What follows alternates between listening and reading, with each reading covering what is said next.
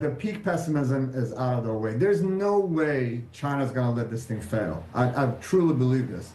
It's been 4 years running, and this is their last chance that they can be able to get this thing right. I really believe they have a lot of bullets that they're holding back until Trump administration gets kicking, and they really have an idea of what the policy is going to be, what the tariff situation is going to be.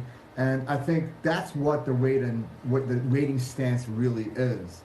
But as we all know, there is quite a bit of monetary, easing, a lot of more stimulus that they can be able to pump in. And the one thing that I'm still kind of watching very closely, Sam Tanvir, I always tell you guys, is the southbound flows, and it's been really strong. So I think there's an underlying bit to this. I think what you're really seeing is a function of dollar also, because emerging markets are getting slaughtered from our end. Commodities are getting smoked. Energy is getting smoked.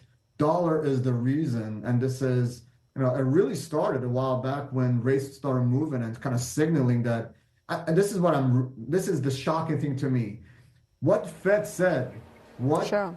Powell said, is not a surprise. The bond market was saying that this is going to come around the corner. I don't know why the market took it so surprising. Like, oh my God, we're shocked about this. This was coming. The bond market was screaming this. But I think a lot of what you're seeing with the Chinese weakness also is related to emerging markets and what dollars. I mean, look at the currencies. I mean, emerging currencies, they're just getting destroyed. And I think this is another function of why China is lagging a little bit also at the same time. Okay. Farzin, before we go, or rather, before we switch to other topics, want to get your quick sense on the Chinese yuan and your outlook thereof? As I said, I really believe. I mean, I heard Sam talking about, again. It seems like the PBOC is not stepping in to defend the currency. But really, what's the point? To be perfectly honest with you, like, we just saw the Brazilian central bank for the second time in a row stepping in and intervening, and to no avail. I mean, today we see a little bit of a pop in EWZs and the Brazilian market. But every time this has happened, we've really gone for the next 2 days, and the market kind of again drifting down.